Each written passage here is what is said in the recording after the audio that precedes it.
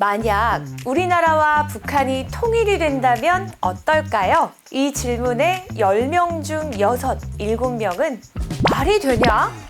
통일하면 안 된다. 나라 망한다. 라는 부정 의견일 겁니다. 그런데 통일에 대해 다르게 질문하니 100% 통일에 찬성했다고 하는데요. 과연 어떻게 된 일일까요? 아마 한 번쯤은 통일이 되면 어떨까 생각해 봤을 거예요. MBTI N만 그런다고요? S는 상상 안 해? 어쨌든 쉽게 결론을 내릴 수 없는 주제긴 한데 서울대학교 통일평화연구원이 2024년 7월에 실시한 2024 통일의식 조사에서 전국 만 19세 이상 성인 남녀 1,200명을 대상으로 진행한 1:1 면접 방식의 설문조사 결과에 따르면 통일이 필요하다는 답변이 36.9%, 통일이 필요하지 않다는 답변이 35%였습니다. 거의 반반에 가까운 수치이긴 한데요. 현재 상태의 분단이 유지되는 것이 좋다라는 응답이 30%에 달했기 때문에 결국 통일을 원하지 않는다는 답변이 약 65%라고 볼 수 있죠. 결국 3명 중 2명은 통일에 대해 부정적인 인식이었는데요. 답변자 중 통일은 불가능할 것이다 라고 응답한 사람은 39%에 달했습니다. 예전엔 막연히 우리의 소원은 통일 하면서 막연히 되겠지 했던 분위기에서 지금은 현실을 보는 시각이 더 많아진 겁니다. 통일을 반대하는 이유는 여러 가지가 있겠죠. 금액적인 부분이나 혐오적인 부분 등등. 근데 3명 중 2명이나 통일에 대해 부정적 답변을 한 사실을 알게 된 외국의 한 기자는 이 질문을 우리나라 사람들에게 다르게 물었습니다. 만약 북한이 망한다면 그 땅은 어디가 가져야 하는가? 보기는 중국, 일본, 한국. 여러분의 대답은? 답변자의 100%가 대한민국을 선택했습니다. 통일은 반대지만 망하면 북한은 한국 것이라는 건데 이게 통일과 다른 건가? 라는 의문이 들긴 하지만 어쨌든 그렇다면 외국 사람들은 우리나라의 통일에 대해 어떻게 생각할까요? 2022년 BBC 월드 서비스가 진행한 글로벌 여론조사에 따르면 응답자의 52%는 한반도 통일이 긍정적인 변화를 가져올 것이라고 답했습니다. 특히 미국과 유럽 국가에서는 통일에 대해 한민족의 당연한 권리라는 인식이 강했죠. 반면 우리나라와 가까운 중국과 일본의 일부 응답자들은 불안정 요소로 볼 수 있다고 응답하기도 했습니다. 그렇다면 여기서 궁금한 게 있죠. 정말 통일이 된다면 어떤 비용이 얼마나 들까요?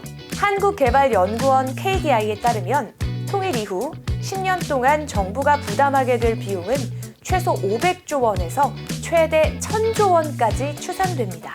그중 인프라 복구와 사회 통합, 교육, 의료 시스템 정비 등에 들어갈 금액만 해도 연평균 약 50조에서 80조 원인데요. 이는 대한민국 연간 예산의 10% 안팎에 해당하는 엄청난 액수죠.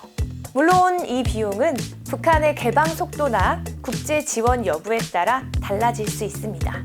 독일의 사례를 보면 동독의 경제 회복에만 수십 년이 걸렸거든요. 오늘 이렇게 갑자기 통일에 대한 상상을 하는 것도 바로 독일과 관련이 있는데요. 이는 미국의 40대 대통령인 로널드 레이건이 과거 독일에서 하게 된 한 연설 때문입니다. 잠깐 들어볼까요? General Secretary Gorbachev, if you seek peace, if you seek prosperity for the Soviet Union and Eastern Europe, if you seek liberalization, come here to this gate. Mr. Gorbachev, open this gate. Mr. Gorbachev, tear down this wall. 이 연설은 1987년의 오늘 날짜인 6월 12일 레이건 대통령의 인생에서 가장 유명한 연설로 남은 일명 Tear Down This Wall, 이 장벽을 허무시오 라는 연설입니다. 동서독의 통일을 이야기한 연설로 2년 뒤 동서독의 베를린 장벽이 무너지게 되면서 더더욱 유명해지죠. 시간이 흐른 지금 독일은 여러분이 보시기에 어떤가요? 만약에 라는 주제이니 만약 통일이 된다면 우리에게 어떤 긍정적 효과가 있을까도 알아봤습니다. 첫째는 인구 증가. 통일이 되면 대한민국의 인구는 약 7,700만 명에 달할 것으로 예상되는데요. 장기적으로는 노동력 부족 문제를 완화하며 나라의 경제적 성장에도 도움이 될 겁니다. 둘째는 자원과 영토. 북한에는 풍부한 지하 자원과 개발되지 않은 자연 환경이 있습니다. 장기적인 개발 계획이 성공한다면 산업적 기반도 넓어질 수 있고 현재 우리나라의 기술력과 접목한다면 더 큰 경제 대국이 될 수 있겠죠. 셋째는 안보 비용의 감소. 현재 매년 국방 예산에만 50조 원 이상이 투입되고 있는데요. 군사적 긴장이 해소된다면 그 예산을 복지와 교육으로 돌리거나 기술 그리고 경제 개발에 투자할 수 있겠죠. 하지만 어쨌든 단기적으론 커다란 사회적 혼란과 경제 충격이 불가피할 것이 거의 확실합니다. 남북 간의 소득 격차는 최대 20배까지 나며 경제 수준도 큰 차이를 보이죠. 북한 주민의 대규모 남하와 일자리 경쟁, 문화적 충돌, 지역 차별 문제 등도 예상됩니다.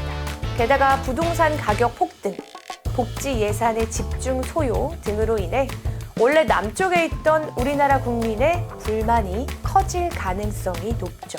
결국 통일은 우리가 할 수 있냐 보다 어떻게 할 것인가 이것이 더 중요한 문제가 될 겁니다.